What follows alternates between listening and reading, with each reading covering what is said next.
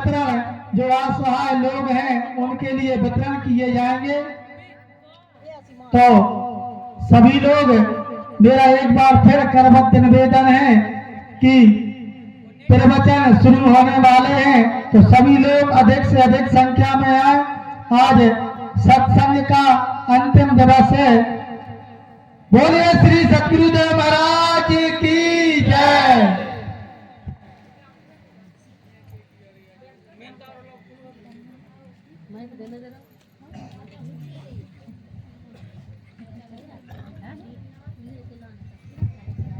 सभी माताओं बहनों से प्रार्थना, इधर बहुत जगह पड़ी है, आप लोग धूप में क्यों बैठे, उधर आकर के बैठो और आराम से सत्संग का लाभ लो।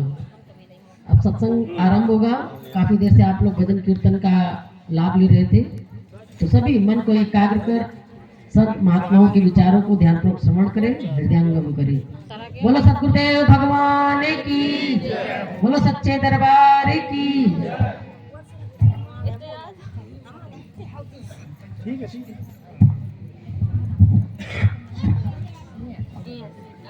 नहीं ठीक है। आओ अच्छी है किसका था जो सुमिरत सिद्धि होई, गणनायक करिबर बदन, करहु अनुग्रह सोई, बुद्धि राशि शुभ गुण, मूक होई बाचा, पंगु चढ़ी गिरिवर गहा, जास कृपा सो दयालु, ब्रह्म सकल कलिमल।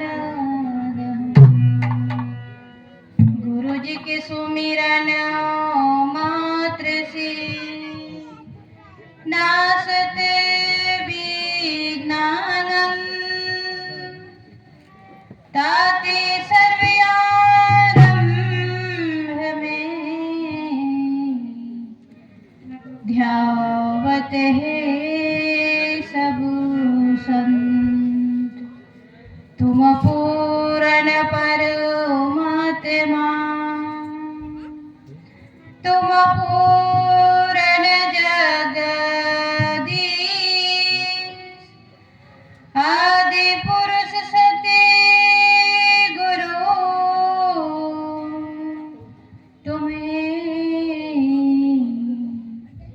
तुम ही नावाऊं शीश, प्रभु तुम ही नावाऊं शीश।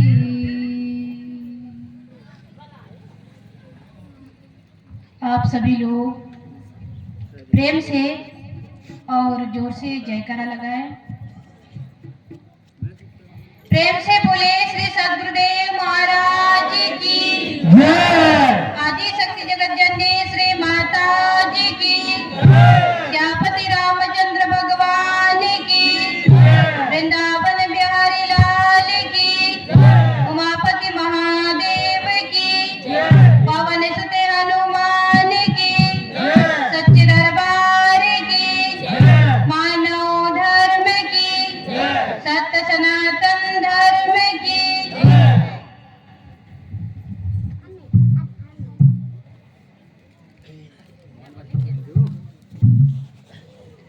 आदरणीय उपस्थित प्रेमी सज्जनों, भक्तिमती माताओं, बहनों और भाइयों, श्री गुरु महाराज जी के चरण कमलों में बैठकर काफी समय से बड़े सुंदर सुंदर भक्ति भरी भजनों का आनंद ले रहे थे। आज सत्संग का दूसरा दिन है और आप सभी लोग आज भी यहाँ पर प्रभु की चर्चा और सत्संग सुनने के लिए एकत्रित हुए हैं। सभी लोग मन को एकाग्र करके सत्संग सुने। हमारे संत कहते हैं, राम कथा गिरिजा में बरनी, कलिबल समने मनोमल हरनी। राम कथा सुंदर कर तारी, संस विहंग उड़ावने हारी, संस विहंग उड़ावने हारी। संत गोस्वामी तुलसीदास जी महाराज कहते हैं, राम कथा गिरजा में बरनी, कलिमल समनी मनोमल हरनी। भगवान शंकर कहते हैं कि हे गिरजा, मैं राम कथा का वर्णन करने जा रहा हूं और तुम मन लगा करके और ध्यान पूर्वक सुनकर अपने जीवन के अंदर उतारे। ये राम कथा कलयुग रूपी वृक्षा को काटने के लिए कुल्हाड़ी है, और जो मनुष्य मन लगा करके सुनेगा, उसके मन के अंदर जो दुविधा है वो सब समाप्त हो जाता है। राम कथा सुंदर कर तारी, जिस प्रकार से हम ताली बजाते हैं पक्षियों को उड़ाने के लिए, भगाने के लिए, तो वो ताली को सुनकर पक्षी उड़कर भाग जाती है। इसी प्रकार ये सत्संग भी एक ताली है, और जो सुन करके अपने मन के अंदर अनेक संशय कुसंशय कुविचार इंसान के मन के अंदर भरा हुआ है, वो सब समाप्त हो जाता है। इंसान के मन अनेक उथल पुथल में लगा हुआ है, और वो संसार के माया, संसार के प्रपंच, ये सब मन के अंदर भरा है।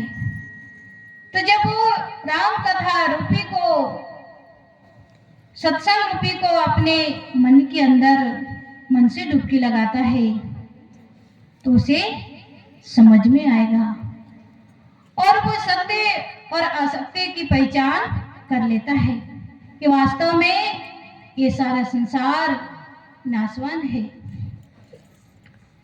और सत्य है तो परम पिता परमात्मा है, ईश्वर है।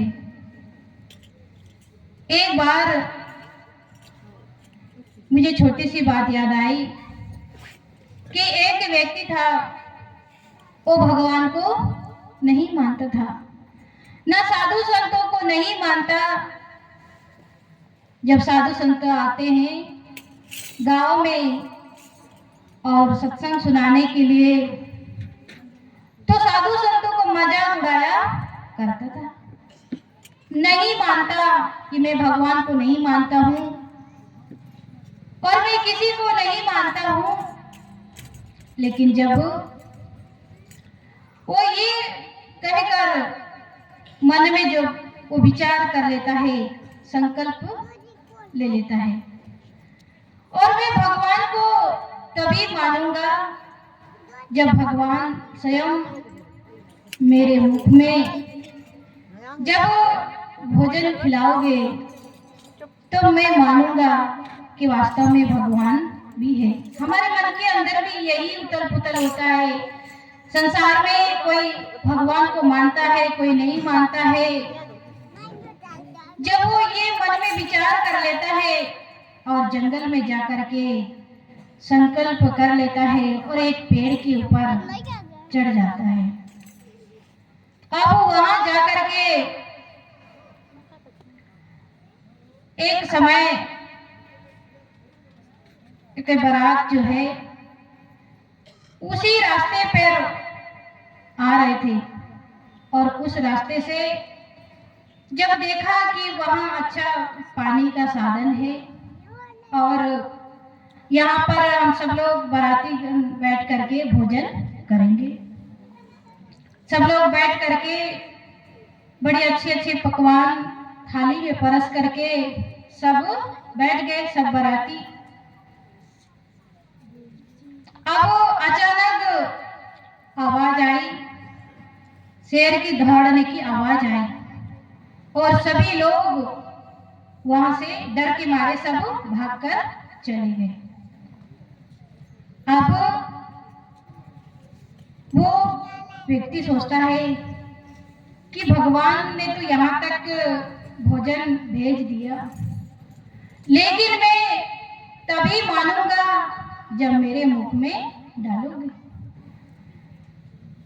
तो वो अचानक उसी समय एक डाकुओं का झुंड आता है और वहां पर वो देखते हैं कि अरे यहाँ तो अच्छे अच्छे पकवान है, भोजन है, हम चलो भोजन कर लेते हैं। उस डाकुओं के झुंड में से एक व्यक्ति कहता है, एक डाकू कहा कि यहाँ पर हमें को मारने के लिए किसी ने इस भोजन में विष मिला दिया, जहर मिला दिया, इसीलिए हमें ये भोजन नहीं करना चाहिए और वहां पर चलो हम पहले ढूंढते हैं कहीं छुपा होगा। तो जब चारों तरफ से देखते हैं तो एक व्यक्ति जो है ऊपर बैठा है। तो वहां पर जो चोरों का सरदार था, डाकुओं का सरदार था, उसने कहा कि भाई तू ही है हमको मारने के लिए, इस भोजन में तूने जहर मिलाया है और तू उतर और ये भोजन तू ही खाएगा। और वो कहता है कि मैंने ये सब कुछ नहीं किया। मैं तो एक मन में विचार करता है कि मैंने तो कुछ भी नहीं किया। और वो जब नहीं उतरता है तो चोरों का सरदार एक पत्थर उठा करके चढ़ जाता है पेड़ के ऊपर और मुंह में डालने लगता है।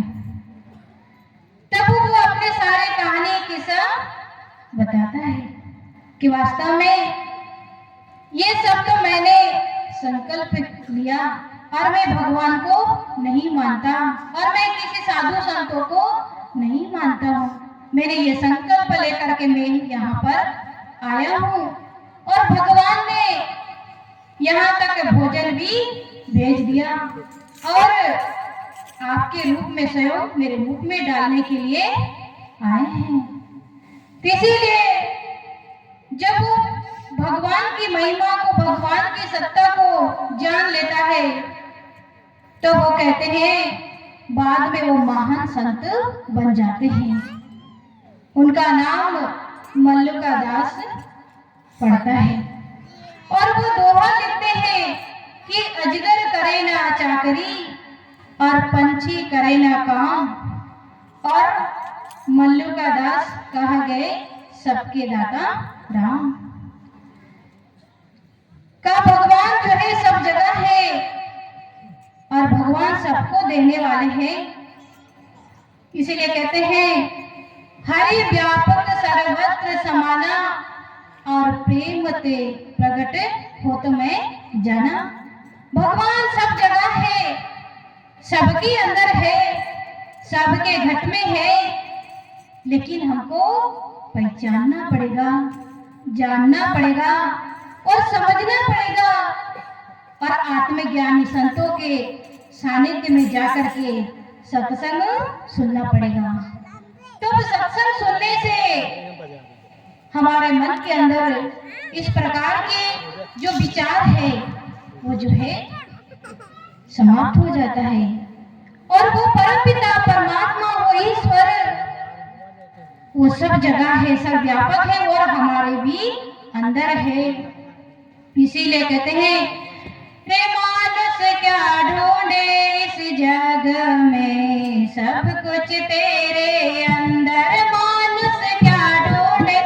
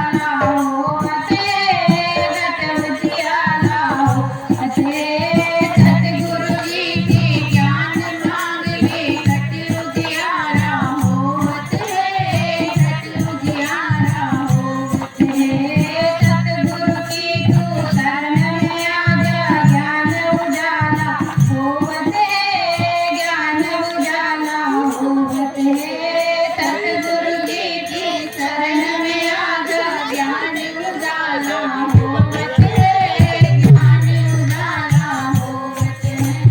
मगन रहेगा प्रभु दर्शन में, मगन रहेगा प्रभु दर्शन में, प्रभु को देखे अंदर मानस क्या डोले इस जग में, सब कुछ तेरे अंदर मानस क्या डोले इस जग में, सब कुछ तेरे अंदर। डोडल मोती बैठ के बंदे, डोडल मोती बैठ के बंदे, तू एक समुंदर मानस क्या डोले इस जग में, सब कुछ तेरे अंदर मानस क्या डोले इस जग में, सब कुछ तेरे अंदर। तेरे अंदर बंसी बाजे, बाहर क्यों तू खोजते है, बाहर क्यों तू खोजते है। तेरे अंदर बंसी बाजे, बाहर क्या तू खोजते है, बाहर क्या तू खोजते है। अनहद की धुन प्यारी प्यारी, ढोल नगाड़ा बाजते है, ढोल नगाड़ा बाजते है। अनहद की धुन प्यारी प्यारी, ढोल नगाड़ा बाजते है, ढोल नगाड़ा बाजते है। अनहद की धुन प्यारी प्यारी, ढोल नगाड़ा बाजते है, ढोल नगाड़ा बाजते है। मगन रहेगा धुन सुनने में, मगन रहेगा धुन सुनने में, वो संगीत है सुंदर मानस क्या डोले इस जग में, सब कुछ तेरे अंदर मानस क्या डोले इस जग में, सब कुछ तेरे अंदर। डोडल मोती बैठ के बंदे, डोडल मोती बैठ के बंदे, तू एक समुंदर मानस क्या डोले इस जग में, सब कुछ तेरे अंदर मानस क्या डोले इस जग में, सब कुछ तेरे अंदर। तेरे अंदर नाम की माला, बाहर क्यों तू फेरते है, बाहर क्यों तू फेरते है। तेरे अंदर नाम की माला, बाहर क्या तू घुमावत है, बाहर क्यों तू घुमावत है। सतगुरु की तू शरण में आजा, ज्ञान उजाला होवत है, ज्ञान उजाला होवत है। सतगुरु जी की शरण में आजा, ज्ञान उजाला होवत है, ज्ञान उजाला होवत है। मगन रहेगा प्रभु सुमिरन में, मगन रहेगा प्रभु सुमिरन में, तू ऐसा मंदिर मानस क्या डोले इस जग में, सब कुछ तेरे अंदर मानस क्या डोले इस जग में, सब कुछ तेरे अंदर मानस क्या डोले इस जग में, सब कुछ तेरे अंदर। डोडल मोती बैठ के बंदे, डोडल मोती बैठ के बंदे, तू एक समुंदर मानस क्या डोले इस जग में, सब कुछ तेरे अंदर मानस क्या डोले इस जग में, सब कुछ तेरे अंदर, सब कुछ तेरे अंदर, सब कुछ तेरे अंदर। इसीलिए भजन के माध्यम से हमारे संतों ने समझाया, रे मानुष क्या ढूंढे इस जग में, सब कुछ तेरे अंदर। ढूंढ ले मोती बैठ के बंदे, और तू है एक समुद्र। समुद्र की उपाधि दी गई है। ये मनुष्य शरीर के अंदर ही सब कुछ है। तू बाहर क्यों ढूंढने जाता है, बाहर क्यों खोजने जाता है?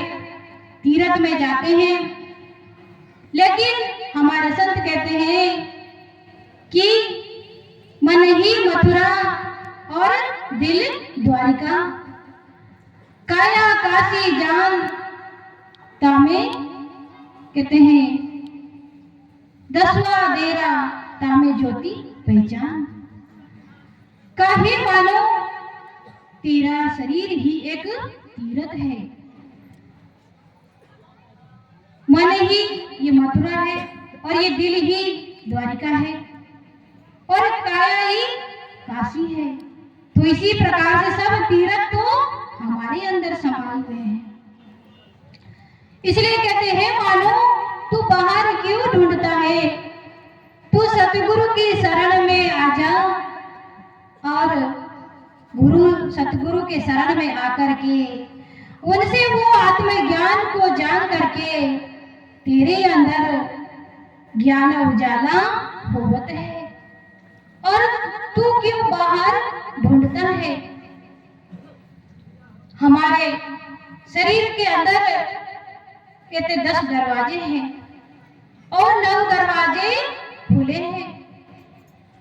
2 कान और 2 आंखें के क्षेत्र, 2 नाक के क्षेत्र और मल मूत्र के द्वार, ये 9 दरवाजे खुले हैं।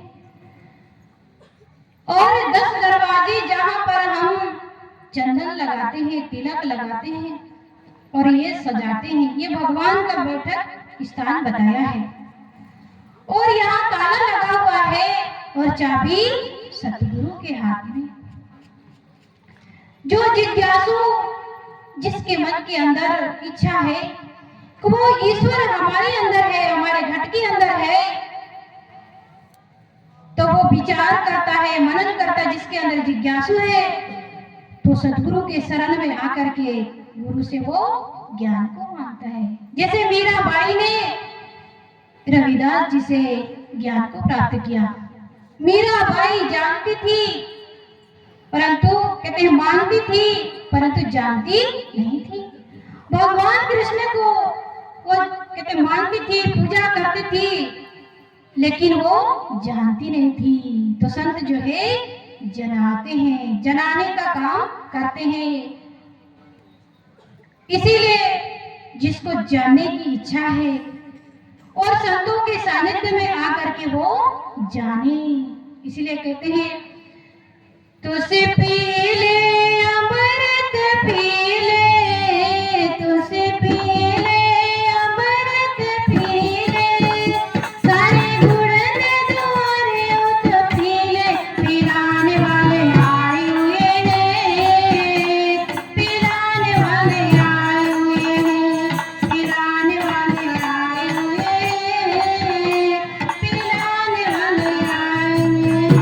तुझसे पी ले अमृत पी लो, तुझसे पी लो अमृत पी लो, सारे गुण द्वारे उत पी लो, पिलाने वाले आए हुए हैं, पिलाने वाले आए हुए हैं, पिलाने वाले आए हुए हैं, पिलाने वाले आए हुए हैं। इसीलिए कहते हैं तुझसे पी लो और अमृत पी लो। वो अमृत भी हमारे अंदर है। तो वो संत जो है, तेरे को अगर अमृत पीने की इच्छा है तू अपने ही अंदर है, वो अमृत को जानो। वो संत जो है यहाँ पर अभी आए हुए हैं, 3 संत जो है वो पिलाने के लिए आए हुए हैं, वो जनाने के लिए आए हुए हैं। ये अमृत मीरा ने पीता और उन जहर बीच दर्शन कीता कराने वाले आए हुए हैं। वो अमृत बिलिली ने पिया और जिन्होंने बेर बीच दर्शन किया कराने वाले आए हुए हैं। तो मीराबाई ने भी संतों के सानिध्य में जाकर के वो अमृत को जाना। बिलिनी भी मतंग ऋषि के पास कहते वो अमृत को जाना। धन्ना ने भी वो अमृत को अपने घट में जाना। तो सब कुछ जो है हमारे ही अंदर है। काहे मानो तू वो माला को बाहर फेरता है। तो संत कबीरदास जी कहते हैं कि निरंजन माला घट में फिरे दिन रात, ऊपर आवत नीचे जावत है और श्वास श्वास चल जाते हैं। संसारी नर समझे नहीं और बैठा उम्र गवाए। हम फिर अपने जीवन को इधर उधर भटकने में, इधर उधर ढूंढने में लगा रहे। लेकिन हमारे आध्यात्म संत कहते हैं कि हे मनुष्य, तू बाहर नहीं भटकना। ये जो माला है ये काठ की माला नहीं, तुलसी माला नहीं है, ये श्वासों की माला है। वो श्वासों की माला हमारे अंदर जो शब्द चल रहा है, शब्द में समाये हुए हैं। उसी का भेद बताने के लिए संत जो है आए हुए हैं। और वो उसी माला के अंदर ही भगवान का नाम है, भगवान का कहते हैं स्वरूप छुपा हुआ है। जब एक जिज्ञासु, एक भक्त आ करके समर्पित होकर के संतों से ज्ञान की याचना करता है तो संत जो है बड़े दयालु होते हैं। संगत कीजिए साधु की जिसका पूरा मन, और अन्न तोल ही देते हैं और नाम सरी का धन। वो ऐसा नाम देते हैं, वो ऐसा ज्ञान देते हैं, बिना तोले बिना नापे वो धन मानव को दे देते हैं और वो प्राप्त करके मालो माल हो जाता है। इसलिए कहते हैं मुझे ला दो नाम की ओ माला, मुझे ला दो नाम की ओ माला, मुझे ला दो नाम की ओ माला, मुझे ला दो नाम की, मुझे ला दो नाम की ओ माला, मुझे ला दो नाम की ओ माला, मीरा ने तेरी ओ माला, मीरा ने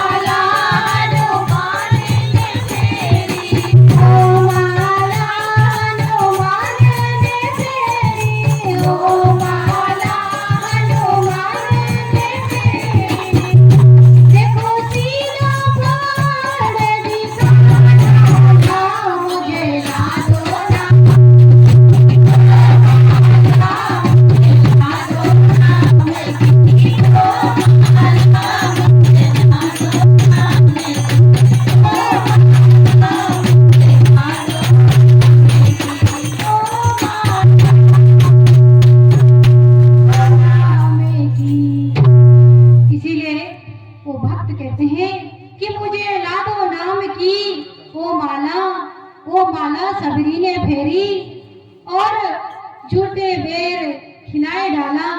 मुझे ला दो नाम की वो माला, और वो माला हनुमान ने फेरी और सीना फाड़ दिखा ढाला। मुझे ला दो नाम की वो माला मीरा बाई ने फेरी और जहर को अमृत बना डाला। तो वो नाम जो है, उस नाम को कहते हैं भगवान शंकर ने भी जाना, उस नाम को गणपति जी ने भी जाना। आप रामायण के अंदर आप कहते हैं रामायण पढ़ते हैं, बालकांड में सब नाम के ही महिमा भरा हुआ है। और जो इस नाम को जानेगा, ज्ञान को प्राप्त करेगा, तब बालकांड जब हम पढ़ते हैं तब हमें समझ में आएगा। जब तक हम ज्ञान को नहीं जानोगे तब तक हम कितने भी पढ़ लो रामायण, हमको समझ में नहीं आएगा। इसीलिए हमारे अंदर ही सब कुछ है, और उन संतों ने भी अपने ही अंदर जाना। मीरा बाई, तुलसी, कबीर, नरसिंह भक्त, धन्ना, इन्होंने सबने अपने घट के अंदर अपने ही अंदर जाना, बाहर कहीं नहीं गए। इसीलिए आइए आप सभी लोग यहाँ पर कुछ जानने के लिए आए हुए हैं, सुनने के लिए आए हुए हैं, और मन लगा करके ध्यान से सुन करके अपने हृदय के अंदर उतारे और अपने जीवन को जो है धन्य बनाए, अपने जीवन को महान बनाए। तो मैं ज्यादा न कहते हुए इतना ही कहूंगी। आगे भी पूजनिया बाई जी है, उनका भी सत्संग होगा और आप सभी लोग सुन करके अपने जीवन के अंदर उतारें। एक बार जोर से जयकारा लगाएं, प्रेम से बोले श्री सद्गुरुदेव महाराज की।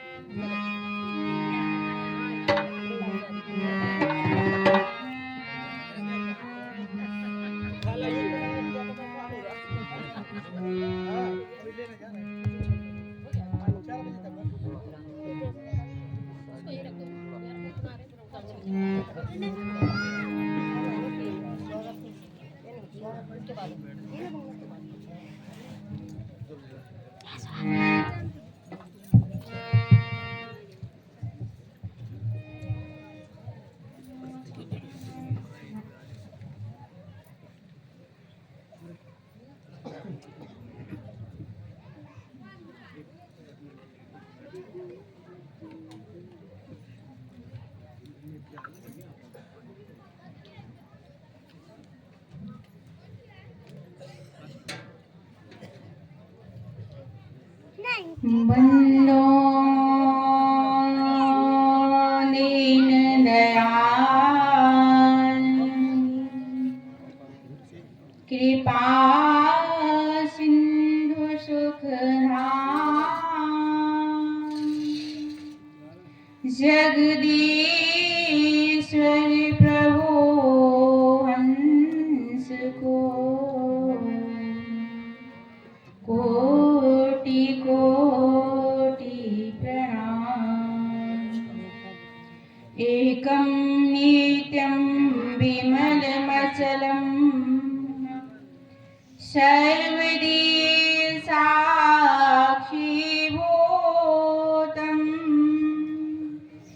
भावातीतं त्रिगुणरहितं सद्गुरुं तं नमामि।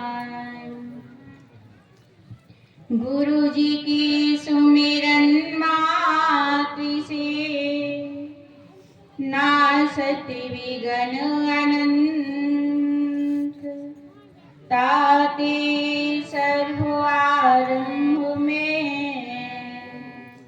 ध्यावत हैं सब संत, ध्यावत हैं सब संत। सभी लोग प्रेम से और जोर से जयकारा बोलेंगे। बोले श्री सदगुरुदेव महाराज की जय। आनंद कंद भगवान की जय। माता बहने थोड़ा जोर। आदि शक्ति जगत जननी श्री माता जी की जय। साचे दरबार की जय। मानव धर्म की जय। मानव धर्म की जय।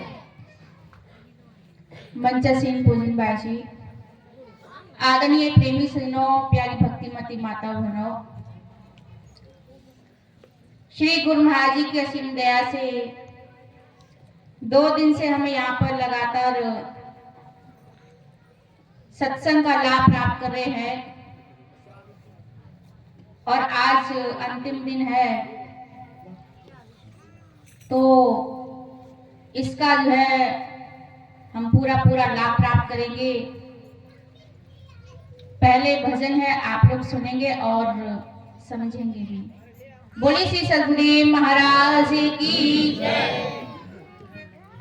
दुनिया में एक सुखदाई नाम, दुनिया में एक सुखदाई नाम, जय श्री राम, जय श्री राम, जय श्री राम, जय श्री राम, राम जय श्री राम, राम जय श्री राम, जय राम, जय राम, जय जय राम, श्री राम, जय राम, जय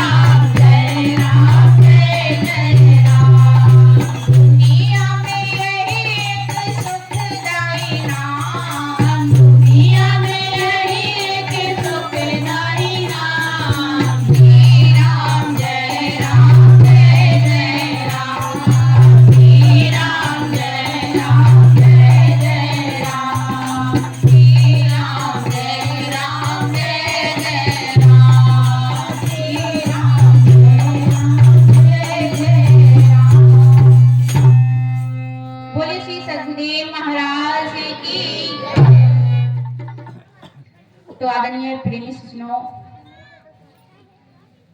अभी हमने भजन गाया, सुना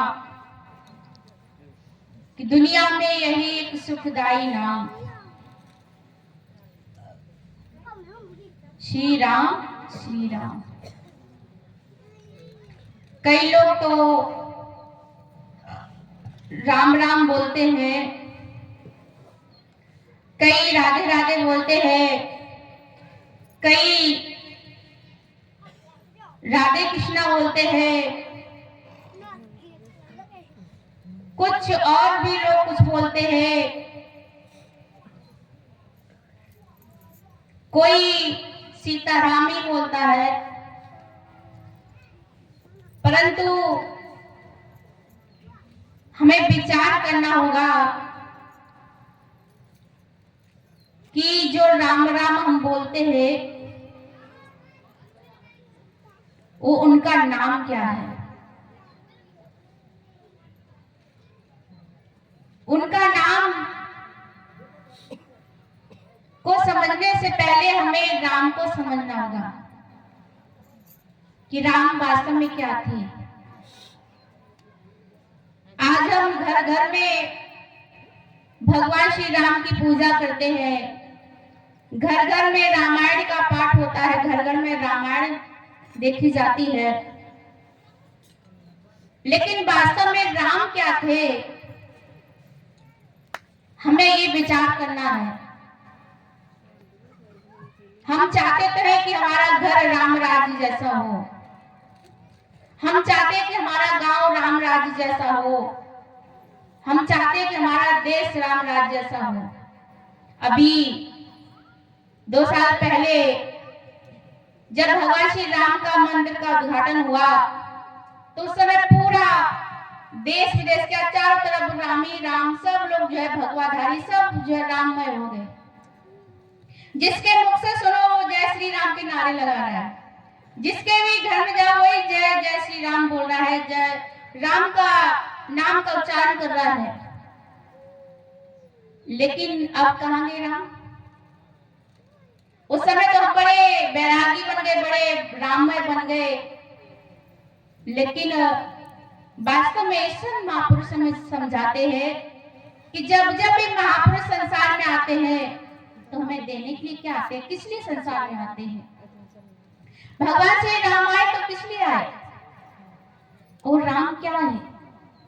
आज हम चाहते हैं कि राम जैसा हमारा परिवार हो,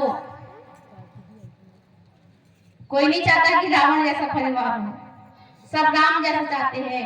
सास चाहते कि मेरी सीता जैसी बहू हो, पिता चाहता कि मेरा राम जैसा बेटा हो, आज्ञाकारी हो। लेकिन उससे पहले अगर सास सोचती है कि सीता जैसी बहू हो तो सास को कौशल्या बनना पड़ेगा। बिना कौशल्या बने सीता प्राप्त नहीं होगी। अगर पिता चाहता कि मेरा बेटा राम जैसा हो तो पिता को भी पहले दशरथ बनना पड़ेगा। तो ये सब कैसे बनेंगे हम? उसके लिए हमारे संतों ने एक ही सुगम सरल रास्ता बताया। वो क्या बताया? सत्संग। अगर हम वास्तव में अपने घर में सुख शांति चाहते हैं तो कैसे होगा? इसलिए कहा नगरी हो अयोध्या सी, नगरी हो अयोध्या सी, रघुकुल सघराना हो, रघुकुल सघराना हो, शरण हो राघव के जहाँ मेरा ठिकाना हो, शरण हो राघव के जहाँ मेरा ठिकाना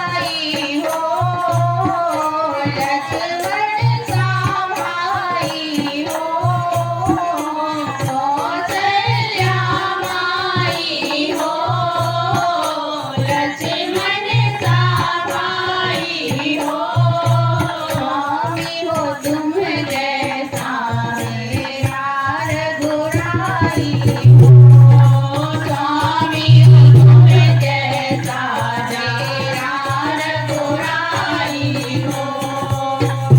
नगरी हो अयोध्यासी, रघुकुल सघराना हो,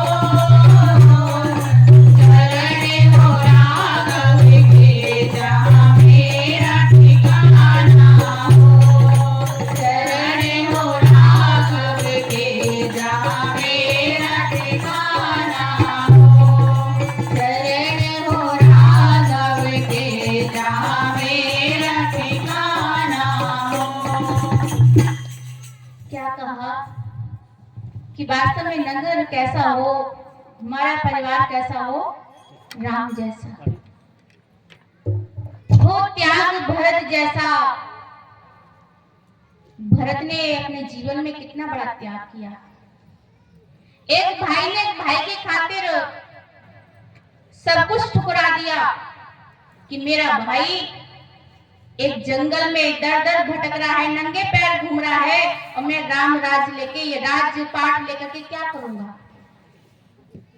अगर आज जैसा भाई होता तो यही कहता अच्छा हुआ चला गया, और 14 साल तक मैं सब कुछ इकट्ठा कर लूंगा, सारा बटोरूंगा, सारा मेरा हो गया।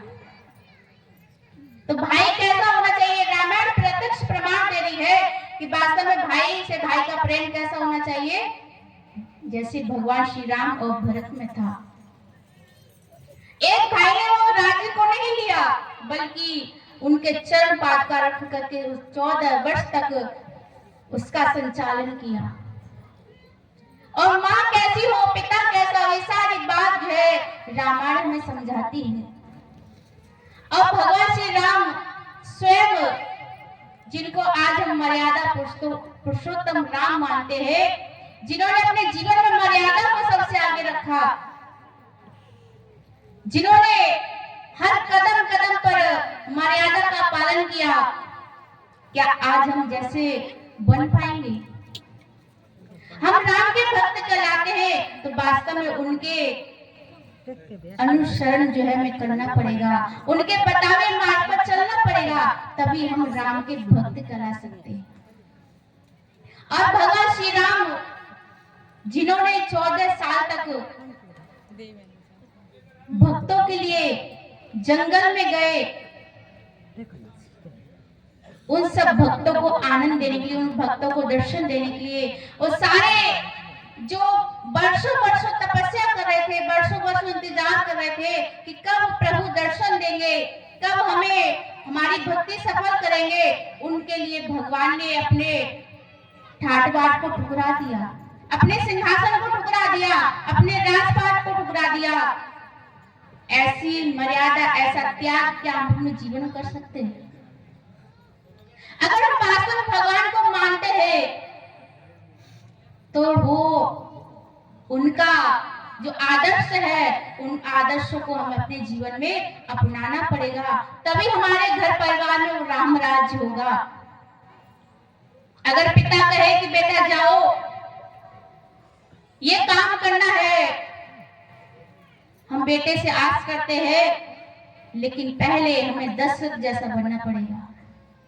इसलिए संत महापुरुष हमें समझाते हैं कि आज वो राम राज्य कहाँ गया। वो भगवान राम तो त्रेता में आए थे और त्रेता में लोगों ने लाभ प्राप्त किया। अगर वही आनंद, वही सुख शांति अगर हम अपने जीवन में चाहते हैं, इसलिए देखिए ये धर्म ग्रंथ इसलिए बनाए गए ताकि जो है आगे आने वाली पीढ़ी जो उसे संदेश ले, उससे प्रेरणा ले कि अपने घर परिवार में कैसे सुख शांति रहे, अपने परिवार को एक कैसे हम रखेंगे। और ये सब सारे धर्म ग्रंथ हमें प्रमाण दे रहे हैं। आज घर में रामायण तो रख लेते हैं, एक लाल कपड़े में बांधा और बड़े पूजा अगरबत्ती दिखाई, सब कुछ किया और रख दिया, फिर क्या हो रहा है, घर में महाभारत हो रहा है। तो ऐसे कल्याण नहीं होगा, ऐसे बात नहीं चलेगी जब तक उसका हम पालन नहीं करेंगे, उसका अनुसरण नहीं करेंगे, अपने जीवन में धारण नहीं करेंगे, तब तक हमें कोई लाभ नहीं होगा।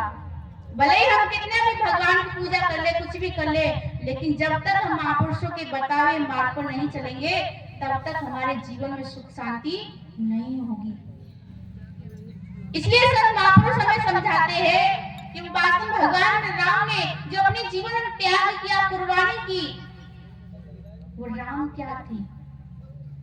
और ऐसे महापुरुष जब संसार में आते हैं तो क्या करने के लिए आते हैं? वो मानव मात्र को एकता के सूत्र बांधने के लिए, प्रेम के बंधन बांधने के लिए, प्रेम का पाठ पढ़ाने के लिए संसार में आते हैं। दुष्टों का संहार करने के लिए आते हैं, धर्म की स्थापना करने के लिए आते हैं, और समय पर वो अपना कार्य करके चले जाते हैं।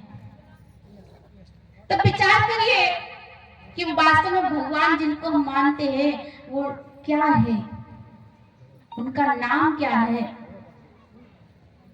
भगवान तो बहुत है। एक जगह हम सत्संग कर रहे थे तो वहां पर एक बहन जो भजन गा रही थी, और आप लोगों ने बहुत बहुत पुराने वो भजन है, हम लोग भी जब बचपन में थे वो बहुत गाते थे। कौन सा? कभी राम बन के कभी श्याम बन के चले आना प्रभु जी चले आना।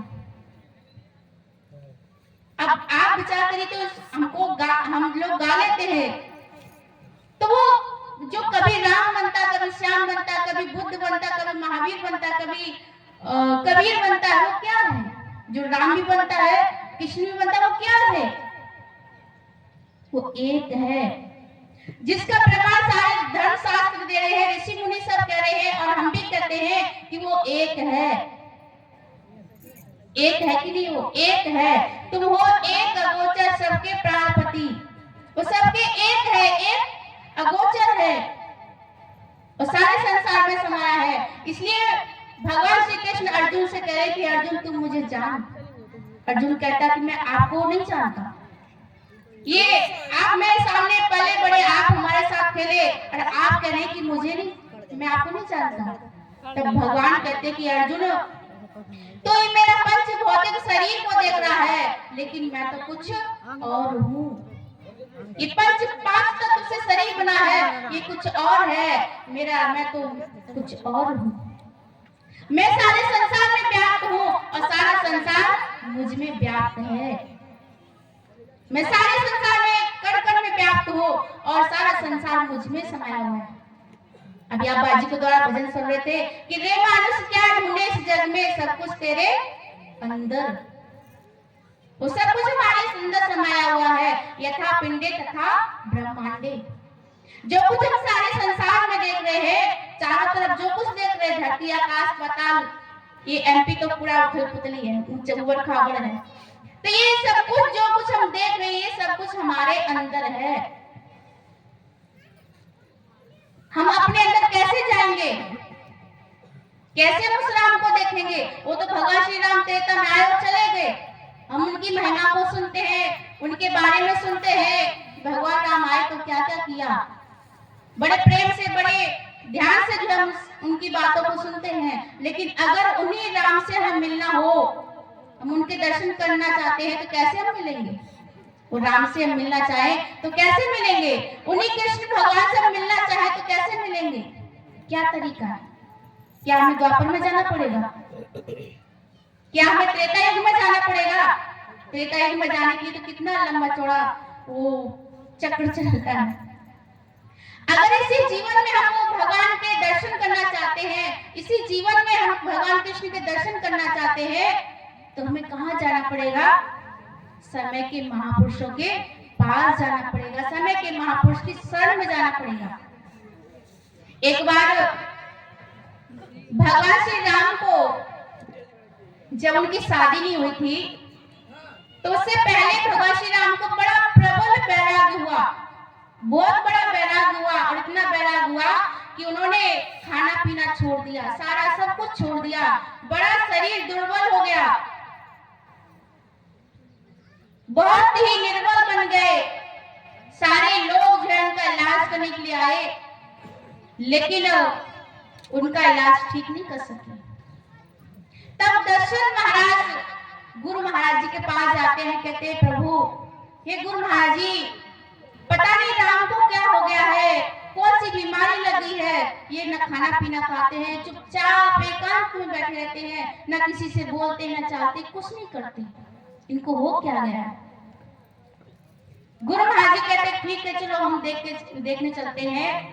और जब भगवान के पास गुरु महाराज वशिष्ठ जी आते हैं, गुरु महाराज जी देखते हैं कि इनको हो क्या गया है, तो वो सारा मर्म समझ जाते हैं कि इनके अंदर हुआ क्या है। प्रेमी सज्जनों, जब गुरु महाराज जी जो है भगवान राम से मिलते हैं और भगवान राम जो है इस शरीर को जो है बेकार बताते कि मिथ्या है, झूठा है, ये प्रपंची है, ये नाशवान शरीर है, मैं शरीर का क्या करूंगा। आप विचार करिए कि जो त्रिलोकीनाथ है वो शरीर को क्या करे हैं, ये प्रपंची है, झूठा है, बेकार है, ये गंदगी से भरा हुआ है, मैं शरीर को नहीं रखना चाहता। तब गुरु महाराज जी जो भगवान राम के अंदर प्रबल वैराग्य हुआ था, तो वहां पर गुरु महाराज जी उनको सत्संग सुनाते हैं, उनको ज्ञान वैराग्य की बात बताते हैं, उनको जो है आत्म ज्ञान देकर के कहते हैं राम तुम्हारा अवतार ऐसे नहीं हुआ है, तुम तो संसार के लिए आए हो, और ये शरीर ही वास्तव में आज जिन्होंने आपने शरीर की रचना की है और आप ही कह रहे शरीर बेकार है। ये शरीर वास्तव में बेकार है, लेकिन इसका सदुपयोग किया जाए तो ये बड़ा लाभकारी देता है, और इसी शरीर में परमपिता परमात्मा को हम जान सकते हैं, देख सकते हैं। तो भगवान के अंदर जो प्रबल वैराग्य था, तो वही भगवान जब गुरु महाराज जी से सत्संग सुनते हैं, ज्ञान देते हैं, भजन करते हैं, तो वही भगवान श्री राम जब अयोध्या से वापस आकर के सारे नगरवासियों को इकट्ठा करके कहते हैं, क्या कहते हैं, बड़े भाग्य मानुष तन पावा, सुर दुर्लभ सद्गुण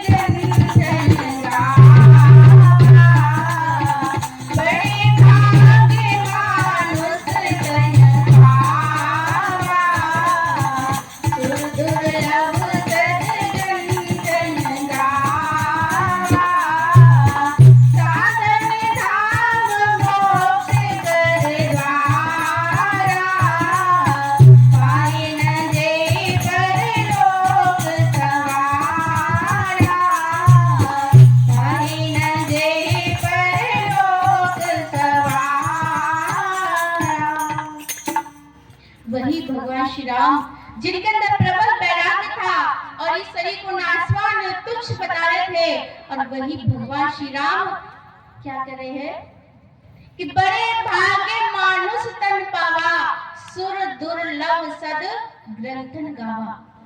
ये चौपाई तुमने बहुत बार सुनी होगी। भगवान स्वयं अपने मुखारबिंद से कह रहे हैं, हे नगरवासियों, सारे अयोध्या वासियों को, सारे संसार को कह रहे हैं कि बड़े भाग्य मानुष तन पावा, सुर दुर्लभ सद ग्रंथन गावा। ये सुर माने देवता, इनको भी दुर्लभ है। कल आपने बाजी के द्वारा सुना कि जो देवी देवता शरीर में आ जाते हैं तो क्या मांगते हैं, वही सब मांगते हैं। तो ये देवी देवताओं को भी दुर्लभ है। अभी आप यहाँ मनुष्य शरीर में बैठे हो तो सत्संग सुन रहे हो, अगर यहाँ कोई देवी देवता आ जाए, वो चाहे कि मैं भी सत्संग सुन लूं, तो क्या करोगे? ये देवताओं को भी दुर्लभ है। अगर आंधी तूफान आ जाए, देवी को भाई जब देवी देवता आएंगे तो अपना प्रभाव दिखाएंगे ना। एक आंधी और हवा पवन देवता आ जाए तो कैसे आएंगे? शांत थोड़ी आएंगे, हवा चलेगी, तूफान आएगा। अगर इंद्रदेव आ जाए कि मैं भी थोड़ा सा सत्संग सुन लूं, तो क्या होगा? सारा रंग में भंग हो जाएगा। तो कहने का मतलब क्या है? देवी देवताओं को भी दुर्लभ है। और ऐसा मनुष्य शरीर साधन धाम मोक्ष कर द्वारा, भगवान श्री राम क्या कर रहे हैं कि मनुष्य शरीर जो है साधन है मोक्ष प्राप्ति करने के लिए, और हम जो है ऐसे मनुष्य शरीर को प्राप्त करके क्या कर रहे हैं? विचार करिए, जिन भगवान श्री राम की पूजा करते हैं वही भगवान क्या कर रहे हैं कि मनुष्य शरीर जो है मोक्ष पाने का अधिकारी है। कल्याण करने के लिए है, लेकिन ऐसे मनुष्य शरीर को प्राप्त करके हम क्या कर रहे हैं? तो हम वास्तव में भगवान के भक्त नहीं है। विचार करिए, एक तरफ हम कह रहे हैं कि भगवान को हम मानते हैं, पूजा करते हैं, और एक तरफ भगवान की नहीं मान रहे हैं। तो वही भगवान महापुरुष जब संसार में आते हैं तो मानव को समझाने के लिए आते हैं कि हे मानव, वास्तव में मनुष्य शरीर मिला है तो बड़े भाग्य से मिला है, और इस मनुष्य शरीर के अंदर क्या क्या छिपा है वो सब कुछ हमारे अंदर है। जो जिसका ध्यान भगवान श्री राम ने किया वो नाम जो है हमारे अंदर है। और जो सारा संसार आज अलग अलग रास्तों पे चल रहा है, कोई कहीं जा रहा है, कोई कहीं जा रहा है। कई लोग तो कहते हैं अरे कुछ भी नाम जप लो सब भगवान के नाम है, कोई भी नाम ले लो सब भगवान के नाम है, किसी भी रास्ते पे चलो भगवान का रास्ता है सब। लेकिन हम सोचते कि हमें ज्यादा कुछ करना ना पड़े, जिसने जैसा बता दिया हम वैसा ही चल करते हैं। राम राम सीताराम ओम नमः शिवाय कहने से ये जो जिह्वा से बोले जाते हैं सब नाम झूठे हैं, वे गुणवाचक नाम है। लेकिन वास्तव में अगर हमारा कल्याण होना है तो जो भगवान का ओरिजिनल नाम है, जैसे आपका नाम कितने हैं? एक ही होगा कि 4-5 है? कोई कहते 5 नाम जप लो, भगवान के 5 नाम है, 5 नामों से कल्याण हो जाएगा।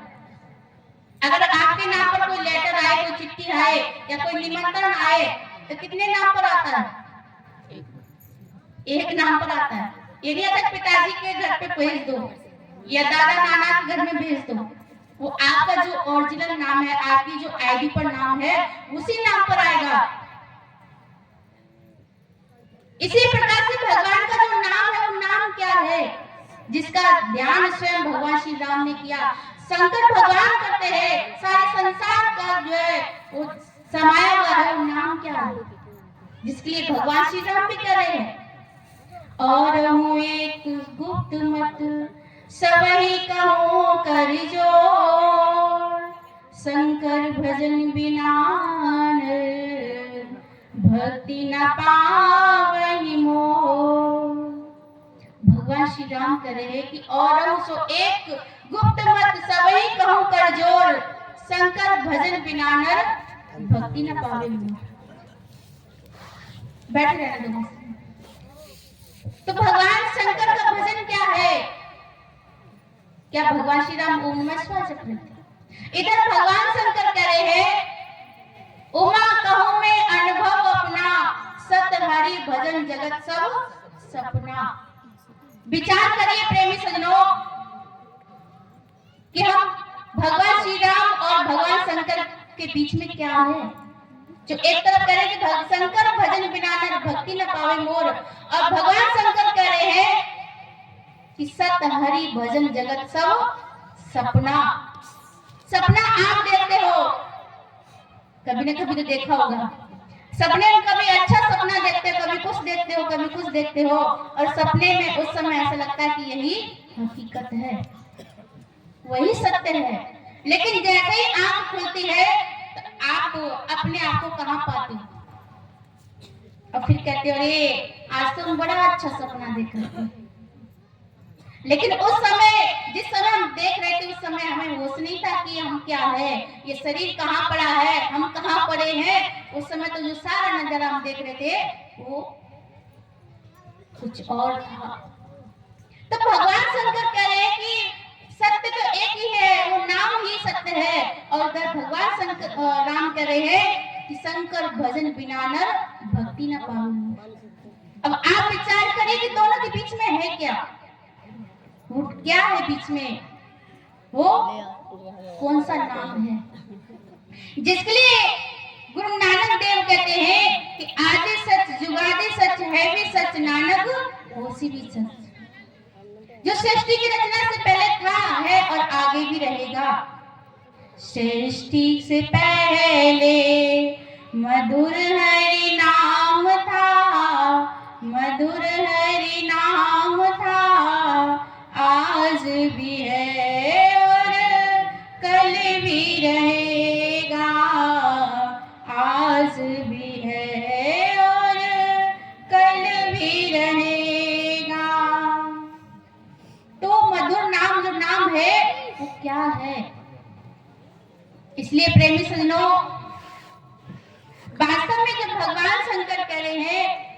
भगवान श्री राम कह रहे हैं वो नाम क्या है जो सारे संसार में व्याप्त है, जिसके लिए संत कबीरदास जी कहते हैं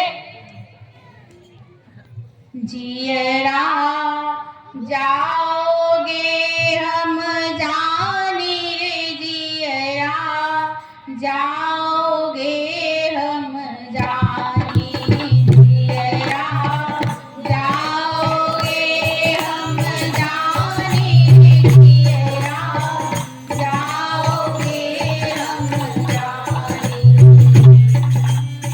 राज करंता राजा जय है, रूप धरंता रानी,